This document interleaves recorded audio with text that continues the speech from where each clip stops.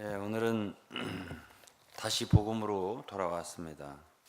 이 성경에 보면 진리의 말씀, 진리라는 말이 있어요. 그런데 어떤 분들은 진리라는 말과 복음이라고 하는 말을 나누어서 생각하는 사람들이 있습니다. 복음은 좀 낮은 것이고 기초고, 진리는 좀 더 깊이 들어가는 거고. 그런데 에베소서 1장 13절을 읽어보면 구원의 복음, 그것이 바로 진리의 말씀이라고 그랬습니다. 성경에서 진리라고 하는 것은 바로 다른 것이 아니라 복음을 말하는 거예요. 복음이 없잖아요? 그러면 진리가 없는 거예요. 결국 하나님이 우리에게 말씀해 주시고자 하는 진리는 복음입니다. 그럼 복음이 다라고 말할 수도 있겠습니다. 복음은 성경의 중심이고 내용이고 핵심이고 진리의 모든 것이에요. 그런데 우리가 또 성경을 보면 놀라운 것이 있습니다. 그거는 뭐냐면 이 복음이 우리 사람에게 구원과 축복과 모든 것을 주는 것인데 그것이 다 은혜라는 것입니다. 우리가 에베소서 1장과 2장을 읽어보면 하나님이 우리를 창세전부터 선택하시고 예정하시고 하나님의 아들들이 되게 하시고 또 죄인이었잖아요. 죄를 용서하시고 또 성령을 선물로 주시고 이런 모든 것이 다 은혜로 됐다는 거예요. 그래서 그 은혜라는 게 뭐죠? 은혜라고 하는 것은 어떤 대가가 필요 없는 것입니다. 뭘 할 필요가 없고 거저 주시는 걸 은혜라고 그래요. 우리를 하나님의 아들들 되게 하시고 우리의 많은 죄를 용서해 주시고 구속해 주신다. 또 하나님의 아들들이 되게 하신다. 이 모든 것이 다 은혜로 되어지는데 그 은혜를 갖다가 에베소 1장과 2장에 보면 하나님의 은혜의 지극히 풍성함 이런 말 썼어요. 하나님의 은혜가 풍성하다는 거예요. 그러니까 성경에서 하나님은 모든 은혜의 하나님이다. 또 하나님은 우리에게 은혜를 주신 분이다. 은혜라는 말이 많죠? 신약에. 그 은혜를 주시기를 기뻐하셨는데 우리에게 주시는 구원, 죄사함, 생명 이 모든 게 은혜로 주어지시는 것이기 때문에 그 목적은 그 은혜의 영광을 찬미하게 하려 하십니다. 우리에게 그 은혜를 주시고 구원을 주셔서 세세무궁토록 하나님이 그 은혜로우신 분인 것을 우리같이 죄와 허물로 죽고 멸망할 수밖에 없는 자들을 구원해 주셔서 영원한 하나님의 나라에서 하나님과 더불어 영원히 살 수 있는 그러한 특권을 주신 것에 대해서 영원히 찬미하게끔 대대로 찬미하게끔 그 은혜를 찬미하도록 은혜를 주셨다 이렇게 말을 합니다. 그러니까 우리가 성경을 읽어서 은혜를 모르면 아무것도 성경을 읽은 게 아니에요. 구원받은 사람들은 하나님의 은혜를 깨달은 사람이라고 말을 쓰고 있습니다. 골로새서 1장에 보면. 그러면 그리스도인 뭐예요? 간단하게 말하면 은혜 받은 사람들이에요. 예수 그리스도가 이 땅에 오신 것은 은혜를 갖고 오신 거라고 했습니다.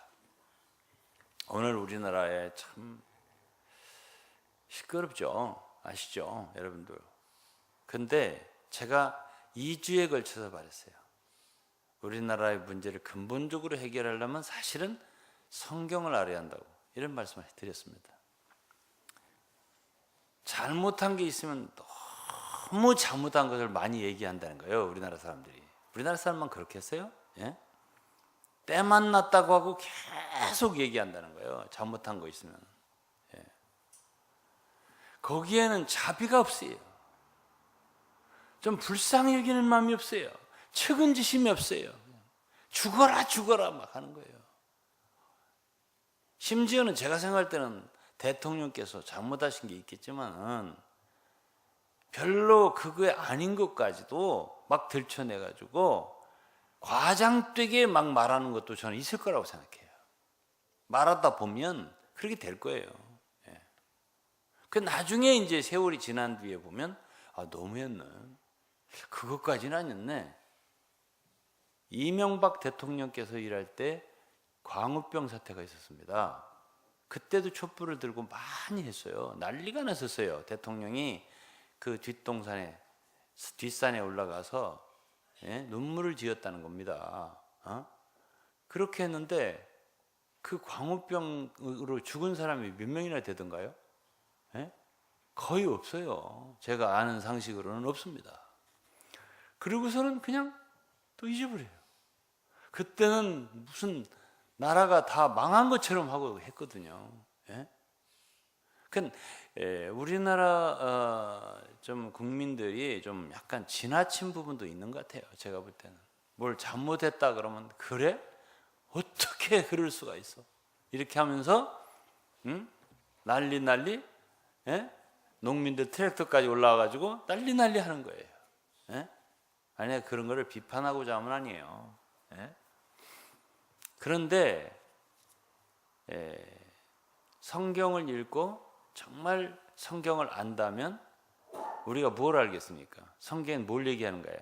은혜를 얘기하는 거예요.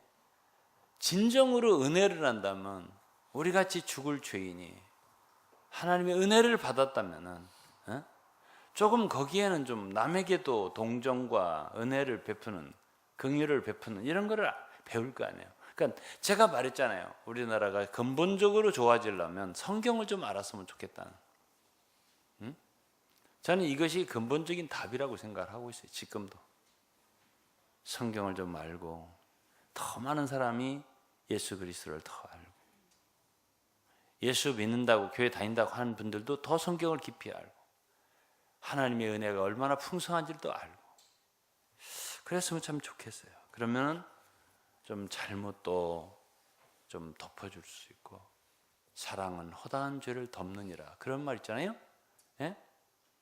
여러분들 어때요? 여러분들도 잘못하실 수 있죠. 세상 살다 보면 그러면 그걸 막 꼬집고 막 이렇게 하는 게 좋아요? 좀 한번 덮어주는 게 좋아요? 덮어주는 게 좋죠.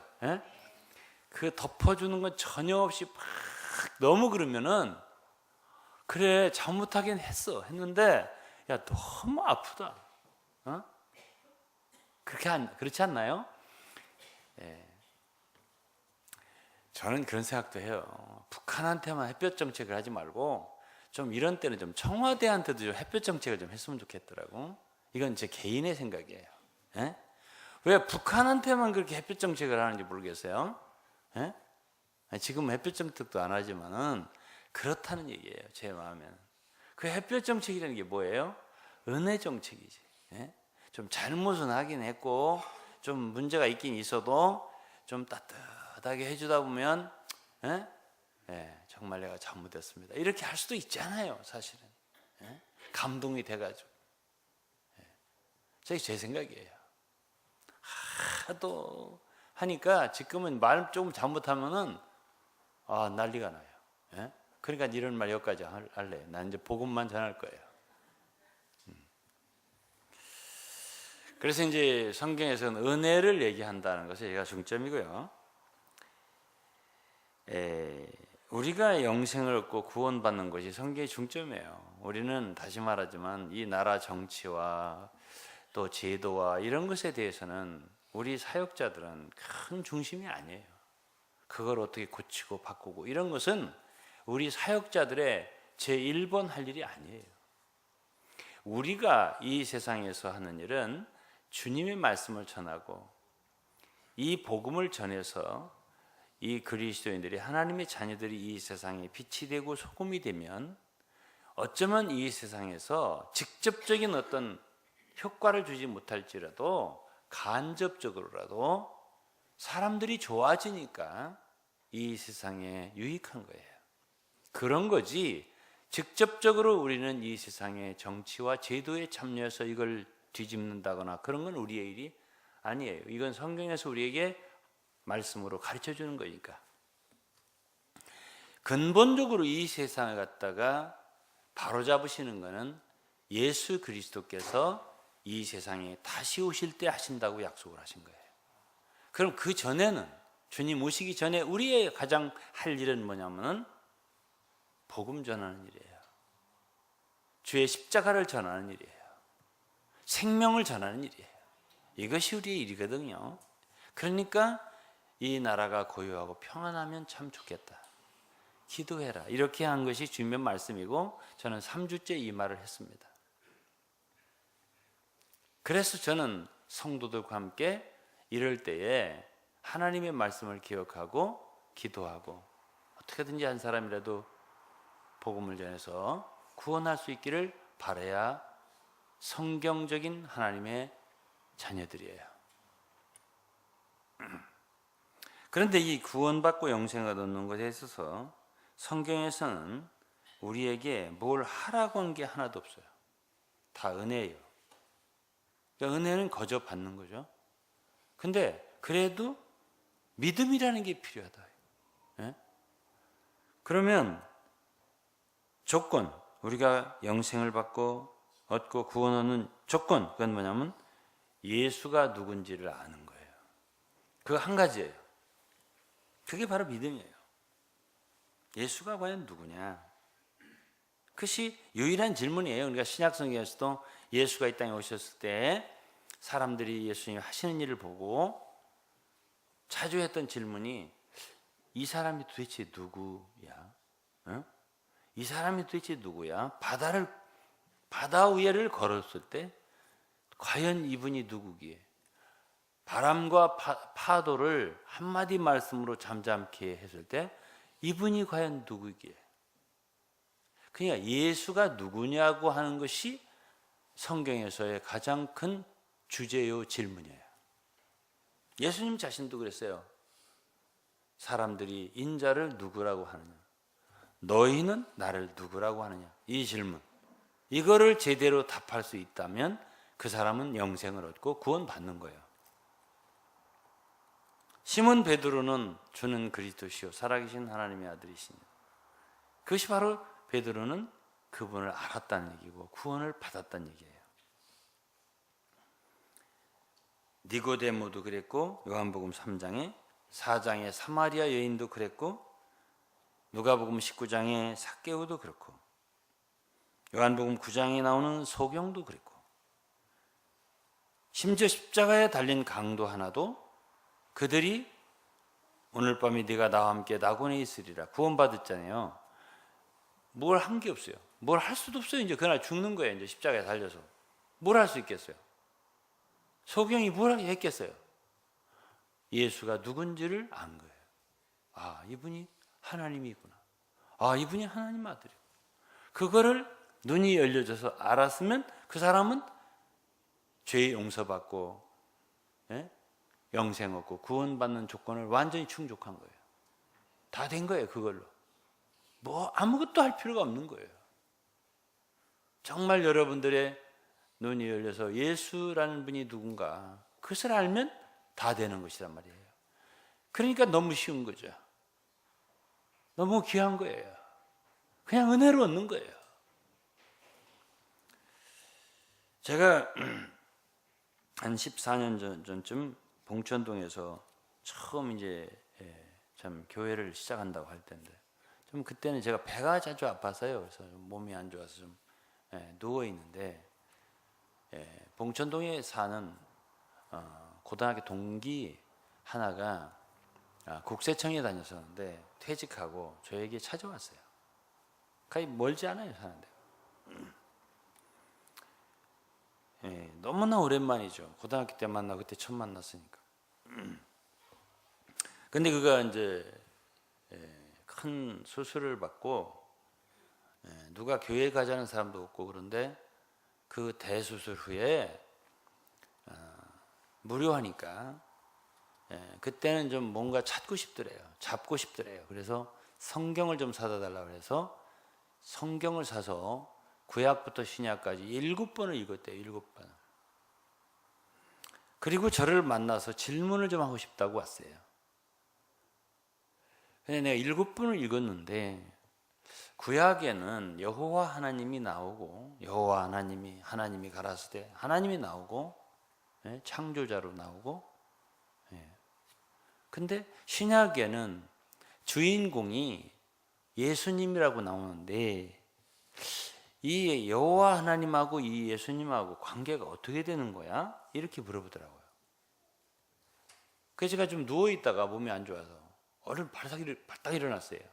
왜냐하면 그 질문이야말로 그 친구가 예수를 믿고 구원받을 수 있는 아주 바로 직통 곧바로 그것만 알면 구원받는 얘기를 나한테 물어보는 거예요. 그러니 제가 일어날 수밖에요. 그래서 제가 그 후에 우리 고등학교의 그 동기 동창들을 이제 성경 공부를 한다고 한 3년 정도 매 한 달에 한 번씩 성경 공부를 모였어요. 제가 그때 있었던 이 얘기를 성경 공부할 때도 한번 얘기했어요. 누구 친구 알지? 그 친구가 나에게 와서 이렇게 질문을 해서 내가 이렇게 대답을 했어. 그랬더니 그때 변호사였던 검사를 10년 하고 이제 변호사를 하고 있는 한 교회 장로님이에요. 나도 그거 모르는데? 나도 그러더란 말이에요. 이게 교회 다닌다고 이걸 아는 것도 아니고 장로님이라고 하는 것도 아니고 이거 정말 중요한 거구나. 우리 여기 학생들 오늘 계신데 이건 굉장히 중요한 이야기니까 잘 들으면 좋겠어요. 그래서 제가 그 친구에게 말을 해줬어요.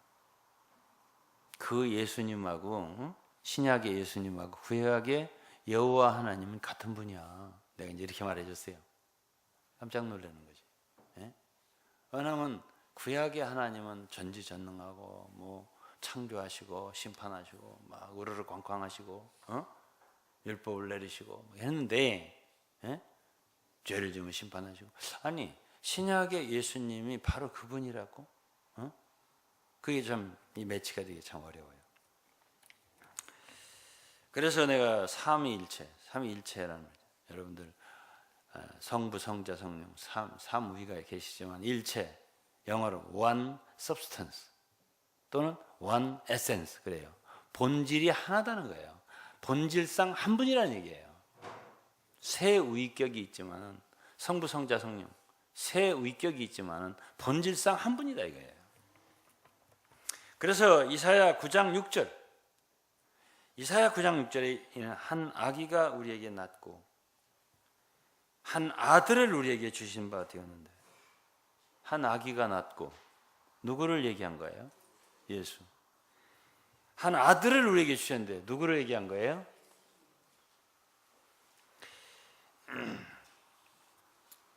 그 어깨엔 정사를 메었고 그 이름은 기묘자라 모사라 전능하신 하나님이라 영존하시는 아버지라.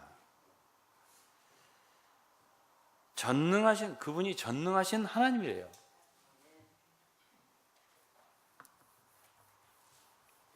안 돼요?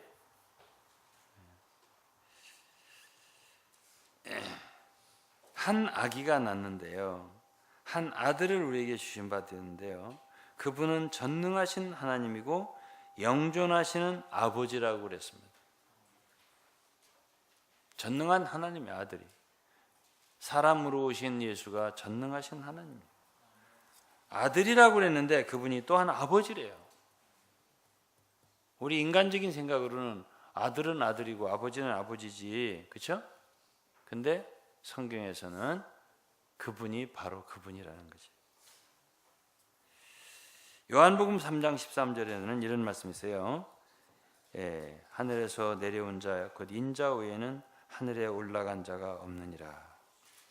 하늘에서 내려온 자 곧 인자 외에는 하늘에 올라간 자가 없느니라. 이거 굉장히 쉬운 말 같아요. 어려운 말이에요. 하늘에서 내려온 분이 누구예요? 이거 니고데모 앞에서 예수님 한 말인데, 하늘에서 내려왔다. 누구예요? 예수님.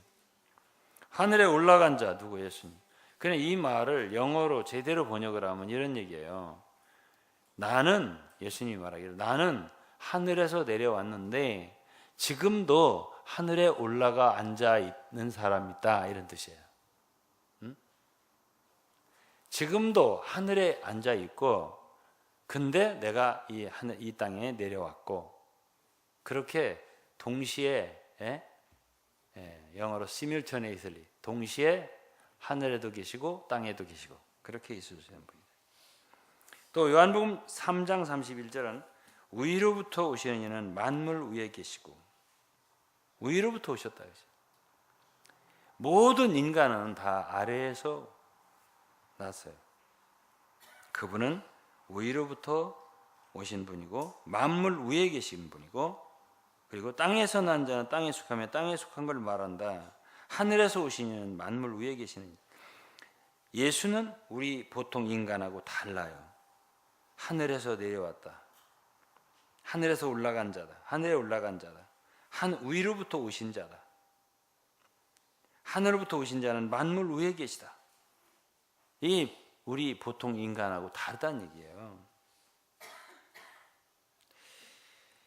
12 제자들은 예수님이 이 땅에 계실 때 3년 반 동안 따라다니면서 예수께서 때때로는 아바 아버지, 아바 아버지 기도하는 걸 들었어요. 그때의 제자들이 궁금했어요. 그래서 빌립이라고 하는 제자가 예수님께 한번 물어봤어요. 요한복음 14장에 보면은 예수님, 아버지 좀 한번 보여주셔 보세요, 이랬습니다. 그러니까 주 예수께서 9절에 보면, 빌립아, 내가 이렇게 오래 너희와 함께 있었는데 네가 나를 알지 못하느냐? 나를 본 자는 아버지를 보았느냐? 아버지를 보았고 어찌하여 아버지를 보이라 하느냐? 나는 아버지 안에 있고 아버지는 내 안에 계신 것을 내가 믿지 아니하느냐? 예수 그리스도는 그분 안에 누가 계세요? 아버지가. 또 그분은 아버지 안에 계신 분이에요. 아버지와 연합되신 분이에요. 나를 봤으면 아버지를 봤다. 그분이 아버지지 뭐예요? 네? 그러니까 예수는 누구예요? 하나님 아버지, 성부와 아들, 성자와 본질상 하나라는 얘기예요. 그래서 영생을 얻는 길은 간단하죠? 예수가 누군가를 아는 거예요. 요한복음 3장 36절은 아들을 믿는 자는 영생이 있고 아들을 순종치 아니한 자는 영생을 보지 못하고 도리어 하나님의 진노가 그 위에 머물러 있느니라. 누가 멸망해요? 그는 믿지 않는 자, 아들이 누군지 모르는 자, 아들을 순종치 않는 자입니다. 요한 사도는 요한복음 1장 1절에서 태초에 말씀이 계시니라, 이 말씀이 하나님과 함께 이 말씀이 곧 하나님이시니라, 그가 태초에 하나님과 함께 계셨고 만물이 그로 말미암아 지은 바 되었으니 지은 것이 하나도 그가 없이는 된 것이 없느니라. 그러니까 이 말씀이 계시니라, 이 말씀이 누구냐면 예수님이에요. 말씀이 바로 하나님이라고 했어요. 예수 그리스도는 곧 하나님이시니라. 말씀이 육신이 되사 우리 가운데 거하십니다. 그분이 바로 예수고, 사도 바울도 골로새서 1장 15절에 보면, 골로새 1장 15절에 사도 바울도 그는 보이지 아니하신 하나님의 형상이요, 16절은 만물이 그에게 창조되되. 그러니까 요한복음이나 골로새서나 다 예수 그리스도에 대해서 그분은 창조자라는 거지, 예수 그리스도가. 그래서 요한복음 1장에 보면 그가 자기 땅에 오매, 그런 소리를 했어요. 네? 자기 땅에 오매, 자기가 만든 땅에 오매. 자기 백성이 영접지 않았다. 그래, 영접하는 자 곧 그 이름을 믿는 자들의 하나님 자녀가 되는 권세를 주신다 했습니다. 히브리서 1장 2절은 이 모든 날 마지막에 아들로 우리에게 말씀하셨으니 이 아들을 만유의 후사로 세우시고, 이 아들이 누구예요? 예수죠. 저로 말미암아 모든 세계를 지으셨느냐. 예수 그리스도 아들과 모든 세계를 창조하신 걸 항상 같이 연결되어 다닌단 말이에요. 이 모든 만물을 지으신 것은 아들로 말미암은 거예요. 이는 하나님의 영광의 광채시요. 이는 누구예요? 아들 예수, 하나님의 영광의 광채, 본체의 형상. 이런 말 어떻게 해요? 영광을 태양이라고 생각해봐요. 태양에서 나오는 빛, 광채, 영광의 광채. 영광과 광채, 태양과 빛을 어떻게 나눠요? 본체의 형상 어떻게 나눠요? 예를 들어서 도장을 하나 찍었습니다. 도장 원본과 찍은 그것과 일치되는 거 아니에요. 그 본체의 형상, 예수 그리스도와 하나님 아버지와의 관계를 이렇게 표현했어요. 그분이 그분이라는 얘기예요. 출애굽기 3장에 보면 여긴 예수 그리스도는 아직 안 나올 때예요. 구약이니까. 그때 모세, 하나님의 종 모세는 하나님께 이스라엘 백성들에게 가서 누가 나를 보냈다고, 당신 이름이 뭐라고 하냐 하니까는 14절에, 출애굽기 3장 14절에 하나님 모세한테 그랬어요. 나는 스스로 있는 자니라. 나는 스스로 있는 자니라. 또 이르시되 너는 이스라엘 자손에게 이같이 이르기를 스스로 있는 자가 나를 너희에게 보내셨다 하라 그랬습니다. 스스로 있는 자, 이것이 원문으로는 스스로 있는 자라고 된 게 아니고 나는 뭐뭇이다 이런 뜻이에요.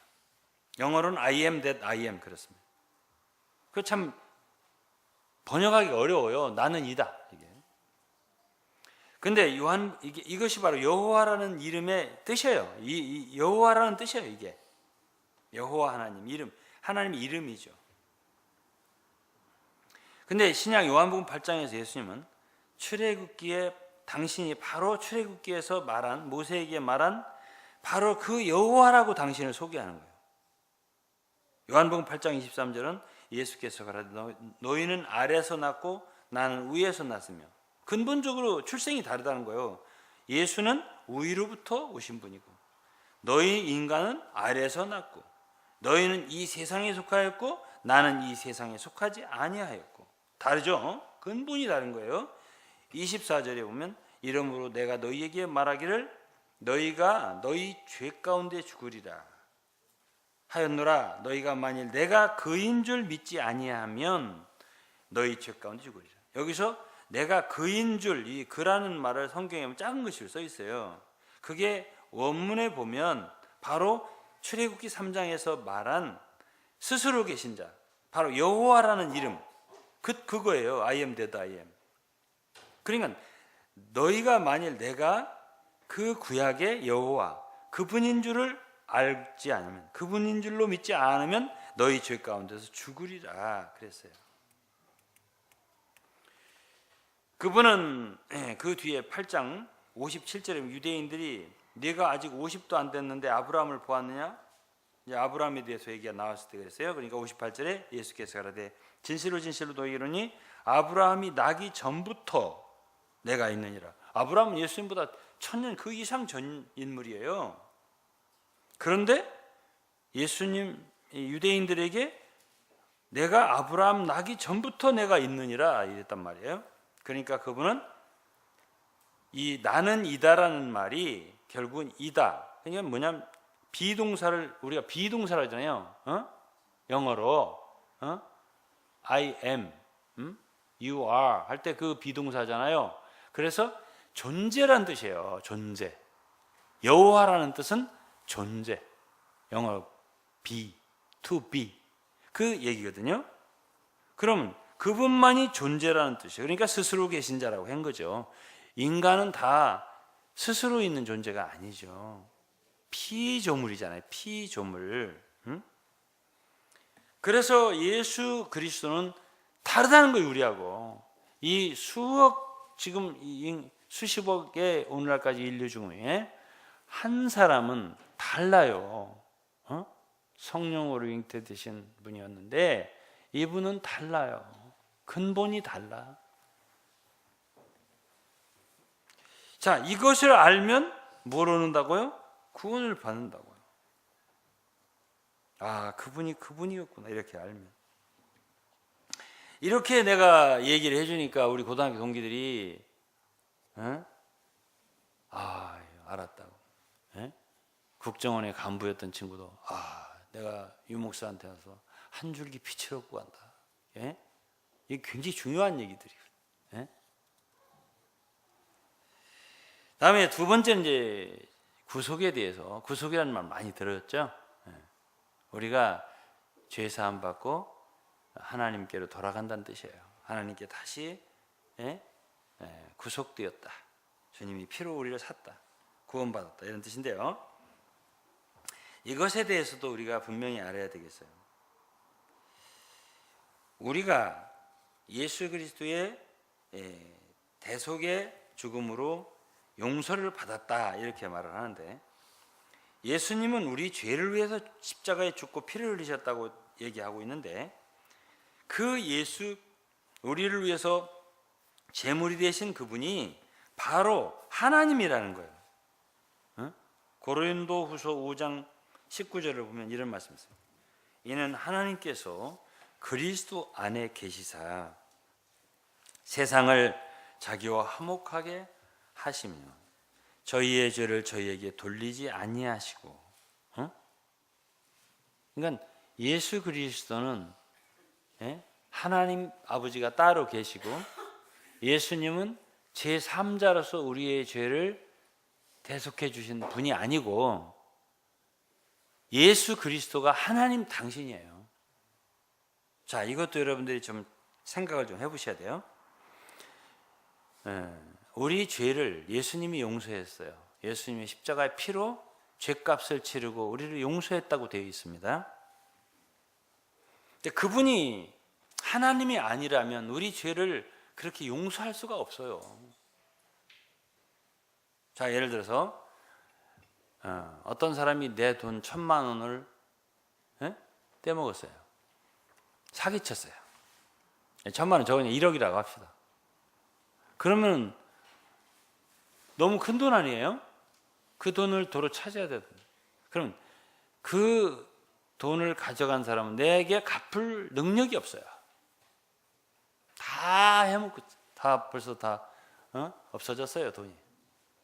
그러면 둘 중에 하나예요. 뭐냐면 하나는 고소를 해서 감방에 집어넣든지, 아니면은 그 돈을 받을 것을 생각하지 않고 그냥 용서해 주든지. 둘 중에 하나잖아요. 그러면 용서해 줄 수 있는 자격은 누가 있어야? 그 1억을 손해본 제가 용서해 줄 수 있는 거예요. 제가. 딴 사람이 왜 용서를 해줘요? 내가 용서해 줄게. 딴 사람이. 예수님이 우리가 그분에게 금전적이든 뭐 죄가 됐든 뭐가 됐든 손실과 손상을 아픔을 준 그 당사자가 아니라면 그분이 우리 죄를 용서해 줄 수 있는 자격은 없으세요. 안 그렇겠어요? 어떤 사람들은 하나님은 용서를 해 주시고 그 죄값은 예수님이 치렀고 이렇게 따로 생각하고, 그러면 이게 얘기가 좀 안 되는 얘기예요. 왜 제3자가 상관도 없는 우리의 죄를 위해 죽으셨고, 하나님은 그 상관도 없는 분의 그 대가로 우리를 용서한단 말이가 이렇게 되는 거예요. 여러분, 이런 진리를 갖다가 분명히 아셔야 돼요. 그래야 남들에게 가르쳐 줄 수가 있어요. 그러면 예수가 누구냐 이거지. 바로 그분이 우리의 하나님이에요. 그래서 예수님이 십자가에 돌아가시고 부활하셨을 때 도마가 그랬죠. 도마가 예수님의 찔리신 그 손을 만져보고, 옆구리에 그 창 맞은 손을 만져보고, 당신은 나의 주시여 나의 하나님이십니다. 찰스 웨슬레는 그런 말 했어요. 찰스 웨슬레라는 노래를 많이 지은 사람이에요.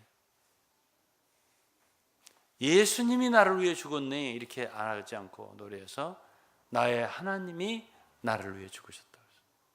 사도행전 20장에 보면 바울 사도가 에베소 장로들에게 하는 말 중에 하나님께서 하나님께서 자기 피로 사신 교회를 너희로 치게 하셨느니라. 하나님 자기 피래요. 자, 우리가 죄를 범했어요. 우리는 사람들한테 잘못했고 사람들의 돈도 또 훔치기도 하고 또 사람들에게 해를 끼치고, 그럼 사람에게 잘못한 건데, 성경에 의하면 우리의 모든 죄는 하나님 앞에 잘못을 한 거예요. 예를 들어서 자식들이 잘못하면, 그 어린 자식들이 잘못했을 때 다른 사람은 데리고 누구한테 가요? 그를 잘못하다 유리창 깨고 사고 치고 한 사람 데리고 누구한테 가요? 아버지한테. 당신 아들이 사고 쳤어요. 물어내세요. 이렇게 하는 거예요. 아버지 하나님과 예수 그리스도 한 분이기 때문에요. 우리가 모든 잘못을 한 것은 다 누구한테 잘못한 거예요? 아버지 하나님 앞에 잘못한 거예요. 그러니까 그분이 우리를 구원을 안 한다면 몰라도 구원을 하려면, 우리를 구원해 주려면 그분이 그 손실을 감당을 해야 되는 거예요.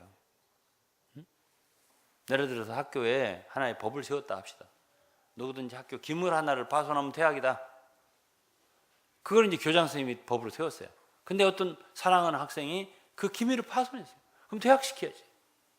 퇴학을 안 시키려면 어떡하겠어요? 둘 중에 하나밖에 없네요. 하나는 퇴학시키는 거든지, 아니면 퇴학 안 시키려면 선생님이, 교장, 그 학교 주인이 그 기물값을 변상하고 물어내는 방법밖에 없는 거예요.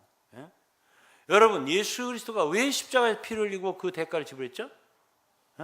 우리 죄값을 왜 치렀죠? 구원하시려니까 그런 거예요, 우리를. 그 외에 방법 외에는 없는 거예요. 그분 외에는 그 손실과 그 죄값을 담당할 분이 없는 거예요. 그래서 그분이 육신을 입고 이 땅에 오셔서 그 피를 흘리고 그 죄값을 치른 것은요, 사랑이에요. 그분이 우리를 사랑하지 않았다면, 구원하고자 하는 마음이 없었다면 십자가라고 하는 건 없는 거예요. 이것을 여러분들이 아셔야 십자가의 의미를 제대로 이해를 하는 거예요. 그래서 그분이 우리의 죄짐을 담당했다고 하는 거구나. 그러니까 하나님은 우리를 의롭게 구원하려고 하는 거예요. 의롭게 구원하는 건 그 죄값을 지불해야 의로운 거예요. 아니면 아들이라고 적당히, 예를 들어 법관이 자기 아들이 붙잡혔어요. 아들이라고 봐주는 거예요. 시험도 잘 안 봤는데 이화대학교를 그냥 입학시키는 거예요. 그래 특혜라고 하는 거예요. 특혜를 우리를 구원해 주면 안 되는 거예요. 그러니까 정식으로 다 치를 걸 치러야 돼요. 그러려니까 예수 그리스도의 십자가가 있는 거고, 그 십자가를 근거로 해서 그 피를 흘리시고 그 귀한 보혈을 흘리셔서 우리를 구하셨기 때문에 하나님의 구원은 공의로운 거라는 거예요. 아무도 말 못해요. 하나님 앞에 마귀도 말 못해요. 이렇게 구원하신 거예요. 여러분, 그러면 이제 죄사함이 얼마나 귀한 것인가, 하나님이 어떤 은혜를 우리에게 베푸셨는가, 어떤 사랑을 우리에게 베푸셨는가를 아시겠죠? 좋아요. 그 다음에 세 번째, 그 다음에 이제 오늘 제목은 완전한 복음인데, 완전한 복음은 우리의 지은 죄값을 하나님이 치러주신 것만이 아니고, 구원에 있어서 우리가 빼놓지 않고 알아야 할 것은 생명이에요. 생명을 얻는 거예요. 하늘나라에, 영원한 나라에서 살려면은 우리 물질 세계에 살 수 있는 우리 인간의 생명, 이 세상에서는 말하자면 이 세상에 물질 세계에 살 수 있는 생명을 가져야 살아요. 그렇죠? 짐승도 마찬가지고 동물도 마찬가지고 물고기도 마찬가지고, 이 세상에 물질 세계에 살 수 있는 생명이 있기 때문에 사는 거예요. 그건 이 세상에 물질 세상에서 살기 위한 거예요. 그런데 영원한 나라에 살 수 있는 것은 이 생명 갖고는 안 돼요. 그 나라는 시간과 물질 세계가 아니거든요. 그렇기 때문에 그 영원한 나라에 살 수 있는 그 조건에 맞는 생명이 필요한데, 그것이 바로 영원한 생명이다. 그래서 성경에 영생이라고 하는데요. 영어로 eternal life. 예? 성경에서는 헬라어로 조에라고 해서 구분되어 있어요. 우리 육신의 생명하고. 이 생명을 주지 않으면 그 나라 못 살아요. 지금 우리 육신의 생명 가지고 그 나라 가죠? 그러면 녹아버려요. 여러분, 물고기를 갖다가 너도 공중에 새처럼 날아가라 하면은 살 수 있겠어요? 못 살아요. 안 되는 거예요. 생명이 다르기 때문에 안 되는 거예요. 그렇기 때문에 하나님이 우리를 하나님 나라에서 영생을 누리면서 살 수 있을래 하려면은 그곳에 살 수 있는 생명을 부여해 주셔야 되는데, 그 생명을 우리가 예수를 믿을 때 용서를 해 주실 뿐 아니라, 우리 지은 죄를 용서하니까 멸망하지 않아요. 심판과 멸망이 없어요. 그런데 거기서 살라니까 살 수 있는, 그 속에 살 수, 영생할 생명을 주시는 거야. 예수님이 그랬어요. 내가 온 것은 너희에게 생명을 주러 왔다. 그런데요, 이 성경에서 또 한 가지 얘기할 수 있는 게 이거예요. 이 생명이 누구냐는 거예요. 이 생명이 뭐냐는 거예요. 그냥 다만 영원한 나라에 살 수 있는 생명 아니라는 거죠. 이 생명도 바로 예수 그리스도라는 거예요. 하나님이고요. 그래서 요한 1서 5장 12절에 보면 아들이 있는 자에게는 생명이 있고 하나님의 아들이 없는 자에게는 생명이 없느니라. 이 생명은 아들 안에 있는 생명이에요. 그 안에 생명이 있었으니. 예수 그리스도 안에 있는 생명, 아들이 있는 자에게는 생명이 있고, 그러니까 예수님 따로 있고 이 생명 따로 있는 게 아니에요. 예수님이 이 생명을 따로 주는 그런 게 아니고 바로 예수 그리스도 자신이에요. 생명이. 그러니까 우리는 예수님 말고 다른 것을 얻은 게 아니고 바로 그리스도를 얻은 거예요. 하나님을 얻은 거예요. 이렇게 아는 것이 복음을 분명하게 아는 거예요.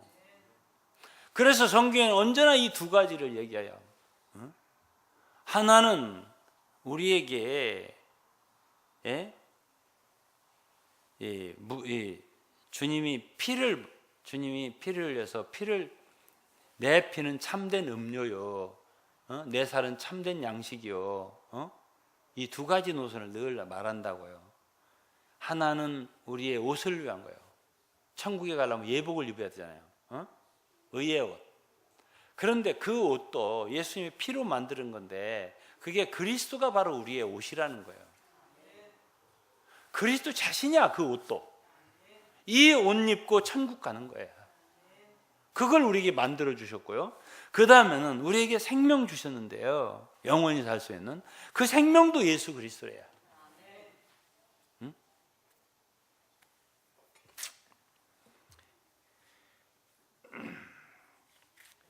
그래서 이 누가복음 15장의 탕자 얘기도 죄를 지은 탕자가 집에 왔을 때 제일 먼저 아버지가 내어준 게 제일 좋은 옷을 내어다 입혀라. 예복을 입어야 되거든. 예복을. 제일 좋은. 그래야 그 아버지 집에 살 수 있는 자격이 부여돼요. 그래서 옷을 입혀주는 거예요. 죄의 용서를 주시고 의의 옷을 입혀주는 거예요. 그 다음에는 이제 살찐 송아지를 잡아라 그랬잖아요. 유월절도 똑같아요. 어린 양을 잡아서 이스라엘 백성들은 장자를 멸하는 그 재앙을 면하기 위해서 어린 양을 잡아서 그 문 좌우 임방에 바르고 피를 발랐어요. 피가 있는 곳은 살육하는 천사가 다 죽이는 데서 넘어갔어요. 그래서 넘어갔다 해서 유월절이라고 하거든요. 피가 있는 넘어가요. 멸망을 면하거든요. 그런데 그 집안에서 뭘 먹었냐면 어린 양의 고기를 먹었어요. 왜 먹어야 돼요? 배고프니까. 그래서 성경에서는 늘 복음을 얘기할 때 하나는 생수를 마시는 거, 목마르지 않게. 또는 생명의 떡을 먹는 거, 배고프지 않게.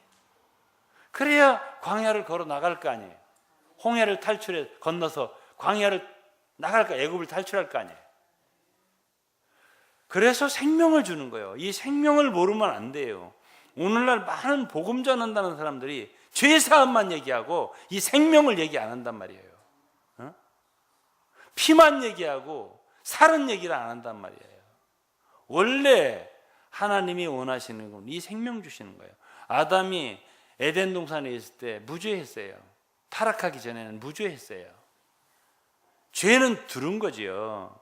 그런데 우리가 오늘 구원받았을 때 아담보다, 죄 없었을 때 아담보다 나은 거예요. 왜? 우리는 아담 앞에 있었던 생명나무 실과를 따먹기까지 했으니까 낫잖아요. 원래 하나님이 주시고자 했던 거는 생명나무란 말이에요. 생명이 뭐예요? 바로 그리스도예요. 골로새 3장 4절에 우리의 생명이 되신 그리스도, 우리의 생명은 그리스도라고 그러죠. 아들이 있는 자에게는 생명이 있다고 했어요. 그럼 왜 생명을 주셨느냐? 요거 아셔야 돼요. 왜 이 생명을 주셨느냐? 영원히 살기 위해서, 그 나라에서 영원히 살도록 마지막 날에 내가 다시 살리리니, 다시 영원히 살 수 있는 생명을 주셨는데, 그 생명으로 이 세상에 살 동안도 그 생명으로 살게 해주신 거예요. 우리가 거듭났죠? 생명 얻었죠? 그러면 이제부터는 그 생명으로 살아야 그리스도인다운 거예요. 물고기는 왜 물속에서 그렇게 살아요? 물고기 생명이 있으니까. 주신 생명대로 사는 거예요. 원숭이는 왜 꼭 원숭이처럼 살아요? 원숭이에 하나님이 주신 생명이 있으니까. 너는 그렇게 바나나 먹고 나무 올라가 살아? 예? 재주 부리며 살아라. 그게 원숭이에요. 개는 왜 개처럼 살아요? 하나님이 개에게는 그런 생명을 주셨어요. 염소는 염소의 생명. 사람은 인간의 생명이 있는데 다 인간의 생명은 죄인이 됐고 거기서 거기에요. 다 거기서 거기에요. 한국 사람만 나쁜 게 아니에요. 역사를 훑어보면 아이고 저 영국도 너무 잔인한 때가 많았고 신사라고 하지만 소용없어요. 영의 역사를 보세요. 한번.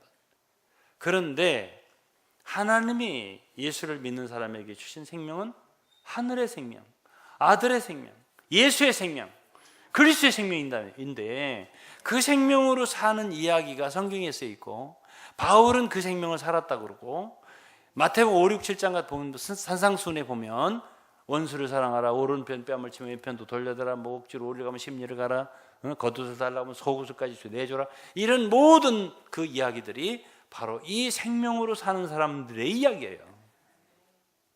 이 생명이 아니면 그런 생활은 불가능한 거예요. 그래서 우리가 이 세상에 사는 동안 정말 이 생명으로 살 수만 있다면 우리는 새 사람의 생활을 사는 거고 놀라운 삶을 살게 되는 거예요. 그러니까 여러분이 예수를 이왕 믿으려면 어떻게 제대로 믿어야 되는 거예요. 그래야 믿는 맛이 있어요. 아, 이거구나, 이런 거구나, 이런 거였구나. 야, 내가 생각해도 내가 멋있는데, 나 정말 달라졌네.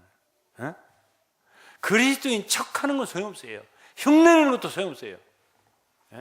원숭이가 아무리 사람 흉내를 내분들 그게 한계가 있을 거 아니에요, 그죠? 인간이 아무리 예수님처럼 살라고 노력을 해도 한계가 있는 거예요. 안 돼요. 그 생명으로 사는 것을 여러분들이 알 수 있다면 놀랍게 변하는 거예요. 내가 이런 사람이 될 수 있다. 꿈에도 생각을 못했네. 그런 사람은 지혜도 하늘에 속한 지혜예요. 그 사람의 능력도 용기도 대단한 거예요. 담대함도 놀라운 거거든요. 사랑도 인내도 없던 것들이 생겼어요. 왜 그래요?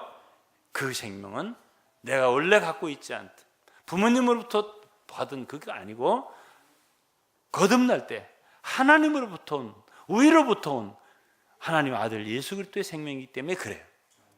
이 생명을 맛보며 누리며 사는 거예요. 그래서 천국 생활이라는 것은 꼭 그날 천국에 가서만이 아니라 이 땅의 교회 안에서도 우리는 그 천국 생활을 할 수 있다는 거예요. 이 생명을 맛보면서. 그래서 이제 히브리서도 보고 여러 군데 보면 이제 몇 군데 읽어볼게요. 빌립보서 1장 20절에 보면, 빌립보서 1장 21절에 보면 20절, 나의 간절한 기대와 소망을 따라 하면서 온전히 담대어 살든지 죽든지 내 몸에서 그리스도가 존귀케 돼요. 내 몸에서 그리스도가, 또 21절, 이는 내게 사는 것이 그리스도니. 내게 사는 것이 그리스도 비슷한 것이 아니고요, 그리스도 닮은 것도 아니고요, 그리스도. 여러분에게서 그리스도가 살아 나타내진다는 거죠. 이게 놀라운 거예요. 이게 신약성에서 여러분과 우리에게 가르쳐주는 복음이란 말이에요. 그래서 오늘 제목이 완전한 복음이라는 거죠. 복음 비슷한 거 들으면 안 돼요. 완전한 복음을 들으면 그 복음이 바로 그리스도라는 거고, 히브리서 7장 25절만 읽어보겠습니다. 그러므로 자기를 힘입어 하나님께 나아가는 자들을 온전히 구원할 수 있어요. 온전히 구원할 수 있어요. 여러분들의 구원이 온전히 이루어지지 않으면 아직 부족한 거예요. 이런 말씀은 얼마나 좋은지 모르겠어요. 히브리서 7장 16절은 예수 그리스도의 사역은 무궁한 생명의 능력을 조차 된 것입니다. 여러분, 저는 정말 이 세상에서도 용기 있고 담대하고 담력 있고 강한 사람들이 누구냐?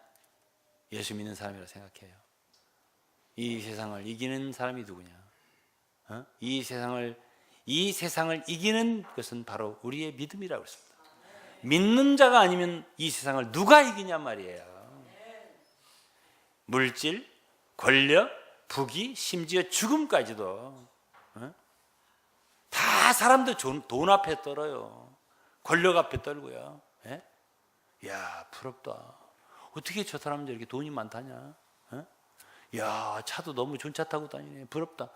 근데 이 예수 그리스도는 말이요, 생명을 얻었잖아요. 이분은 그리스도인데요, 창조주예요. 집마다 지은 자가 없어요. 지은 분이 집을 지은 분이 집보다 낫다는 거지. 만물을 지은 분이 바로 하나님인데 우리 안에 계신 분은 이 만물보다 뛰어난 분이란 말이에요. 그런 분을 가지고서 영 거지처럼 하는 사람은 복음을 못 전해요. 뭘 갖고 있는지도 모르는데 어떻게 전해요? 여러분은 예수를 얻으셨습니까? 이 생명 얻으셨습니까? 그 생명이 하나님이라니까요. 예수 그리스도. 그럼 뭐가 부족해요? 온 만유가 바로 우리 것인데. 그래서 이제 이 복음을 전하는 건데, 이제 마지막으로요, 이 복음을 여러분들이 얻었다면 전하지 않을 수 없는 거예요. 여러분, 로또 아시죠? 복음, 복권. 이 세상에 아무리 많은 큰 돈의 복권보다도 더 큰 복권 당첨이 예수 믿는 거예요. 대박, 그거예요. 대박 난 거예요. 예수 믿은 거. 왜? 창조주를 얻었으니까. 하나님을 얻었으니까. 근데 이걸 모르거든요. 예수 믿고도 아직도 호주머니에 얼마 있어? 나 어떻게 모아 300만 원밖에 없어. 어떻게 해서 30만 원 있어. 이렇게 하는 사람이 그것밖에 없는 줄 알아요. 나는 작은 회사의 사장이라도 됐으면 좋겠다. 그런 사람이 있어요. 조그만 가게 사장만 됐을 때 같다. 그런 있어요.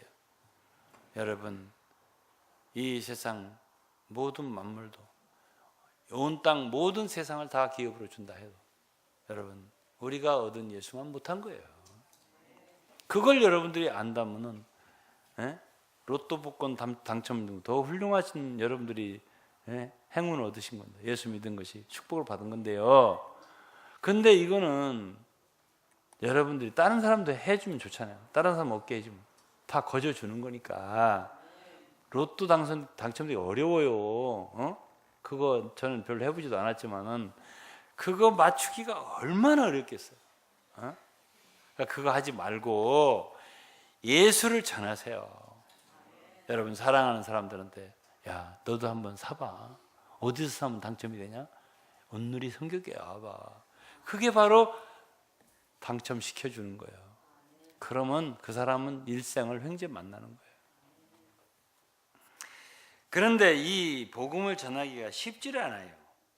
왜냐하면 사람들이 눈에 보이는 돈은 말이지 얼른 눈에 띄는데 이게 물질이 아니니까, 물질적인 게 아니다 보니까 이걸 그렇게 받으려고 그러네요. 알고 나면 나중에 정말 좋은 건데, 당장에 예수 믿으면 밥이 되냐, 뭐 떡이 있냐, 뭐 이렇게 나오니까 이게 어렵거든요. 그걸 예수님도 알아요. 그러다 보니까 이 복음을 잘 전하고 열매를 많이 맺는 사람들에 대해서는 예수님이 다시 오실 때 뭘 준다겠냐면은 상을 준다고. 왜? 이게 어려우니까. 이게 물질 세계 속에 있는 게 아니란 말이야. 이거는 이게 보이는 게 아니란 말이야. 쉽게 와닿지가 않아 금방. 영의 눈이 열려야 알게 되는 거다. 이 물질적인 것만 보아온 사람들이 말이지, 육신적인 것만 상대하며 살아온 사람들이 이걸 알 수가 있어야지. 어려운 거예요 이게 복음 전하기가. 그러니까 상을 주고, 어려운 거 했으니까 상을 주지. 그냥 쉬운 거에 뭘 상을 줘요? 응?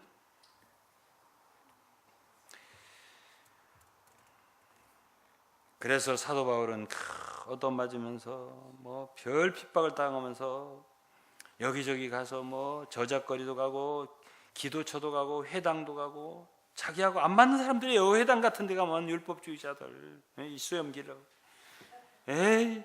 안 맞아요. 그래가면서 뭐 이곳도 가고 저곳도 가고 뭐 예루살렘도 가고 로마도 가고 막 얻어맞으면서 가고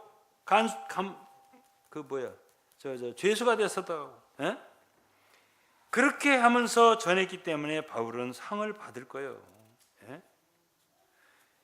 예수 그리스도는 여러분 하나 기억하세요. 죄인의 구주가 되기 전에 먼저 오셔서 죄인의 친구가 되신 거예요. 왜? 친구가 되지 않으면 마음이 안 열려요. 여러분 우리가 복음을 전하려면 먼저 사람 마음으로 든 친구가 되어야 돼요. 친구가 되려면 어떻게? 돈도 좀 써야 돼요. 그러니까 누가복음 16장 9절인가요? 불의의 제물로 친구를 사귀라. 이게 복음 전파를 하는 얘기예요.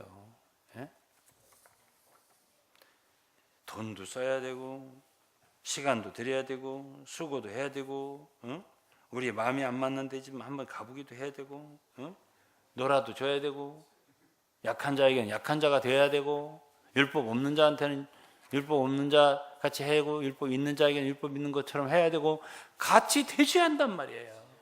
안 그러면 친구가 안 돼요.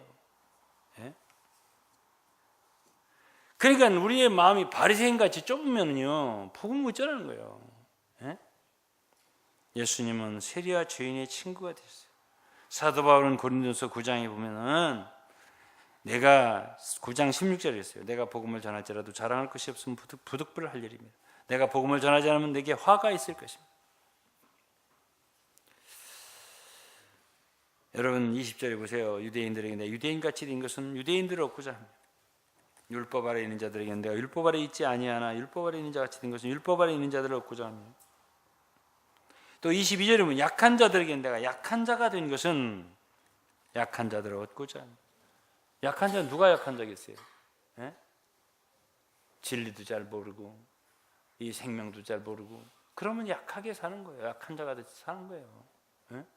그런 사람 같이 되지 않으면 그런 사람들은 저 사람 너무 높아, 너무 그렇게 함께 할 수가 없어. 그러면 그런 사람 못 얻는 거예요. 같은 척 해주는, 같이 대주는 거예요. 그래야 친구가 되는 거예요. 저는 제 친구들이 당구를 좋아해요. 그 당구장에 가봐야 돼요. 안 가면 그 친구들을 사귈 수가 없는 거예요. 네? 아, 유 목사님 당구 얼마 쳐? 나 80 쳐. 내 친구들은 300도 치고 400도 치고 막 그래요. 예? 그래서 저는 지금 대학교 졸업한 뒤에 쳐본 적이 별로 없어갖고 안 치지. 그냥 흉내만 내고 나는. 그렇지만 가서 함께 치고 뭐 항상 가지는 않지만 1년에 한 번 대당구 대회가 있어요. 그런 때는 가서 웃어도 주고 재밌다고. 이래야 저 사람 친구가 되는 거예요. 예? 저도 좀 한번 연습 좀 해보려고 하는데 시간이 없어가지고. 그래서 우리는 사람들하고 가깝게 하고 어쨌든 가봐야 돼요. 바울처럼 저작거리도 가보고 회당도 가보고 약한 사람들에게 약한 자같이 되기도 하고 이렇게 하면서 뭐라고 했어요? 사도 바울이 내가 복음을 위하여 모든 것을 행하면 복음에 참여하고자 합니다. 이렇게 안 하면 사람들을 얻을 수가 없어요. 그래서 우리 기존 관념을 바꾸고 적극적으로 사람들 가까이 가서 그 사람들에게 우리가 얻은 이 귀한 보배를 전해줘야 된단 말이에요. 요한에슬레라고 하는 감리교 창시자예요. 그 사람이 말했습니다. 죄 외에는 어떤 것도 부끄러워하지 마세요. 시간이 허락된다면 나무를 하거나 물 깃고 자신의 구두도 좀 닦고 남의 구두도 좀 닦고 이런 허드렛 일하는 걸 수치스러워하지 마요. 영혼 구원하는 일 외에 당신이 해야 할 일 다른 일은 없습니다. 오직 이 일을 위해서만 시간을 온전히 보내세요. 이랬습니다. 그리고 우리를 필요로 하는 사람들이 있다면 어딘지 갈 수 있어야 합니다. 그랬어요. 베드로도 복음을 전한 사람이지만 이 하루는 점심을 먹으려고 하는데 하늘이 열리면 그릇이 내려오는데 보자기에 그 땅에 각색 4발 가진 짐승 기는 거 공중에 나는 거 이런 거 있는 거예요. 부정한 짐승이요. 유대인들은 레위기 11장에 보면 부정한 짐승은 먹으면 안 돼요. 그러니까 이런 관념이 있는 거예요. 그런데 소리가 하늘에서 뭐라 하냐면 베드로야 일어나 잡아먹으라. 베드로가 주님께 그랬어요. 주여 그럴 수 없나이다. 속되고 깨끗지 아니한 물건을 내가 언제든지 내 입에 들어간 적이 없습니다. 그러니까 또 두 번째 소리 있어. 하나님께서 깨끗게 하신 것을 내가 속되다 하지 말아라. 여러분 우리가 볼 때는 부정한 짐승 같은 사람들, 약한 사람들 같은 사람들, 이 사람 이래서 안 되고 저 사람 저래서 안 되고 이 사람 요래서 안 되고 저래서 안 되고 누구한테 뭐 전하겠냐 이 말이에요. 가서 잡아먹으라. 아이고 잡아먹힐 것 같아서 안 되겠시오. 그러면 안 돼요. 용기와 담력이 있어야 돼요. 어찌하든지 사람들을 구원할 수 있도록 사람들에게 다가갈 수 있어야 된다. 그래서 나는 우리 사랑하는 성들이 이 귀한 오늘 온전한 복음 받았고 이 진리를 아는데 사람들은 이것을 원해요. 속으로는. 그러니까 우리가 가야지. 우리가 가서 가까이 가서 함께 해주고 기회가 오면 전해주는 거예요. 먼저 친구가 돼주고 그 다음에 복음을 전해주는 거예요. 이렇게 해서 우리는 더 많은 영혼들을 얻고 우리가 그리스도인 생활하면서 영혼을 얻지 못하면요 좀 심각해요. 복음을 많이 못 전하잖아요. 화가 있다고 그랬어요. 심각해요.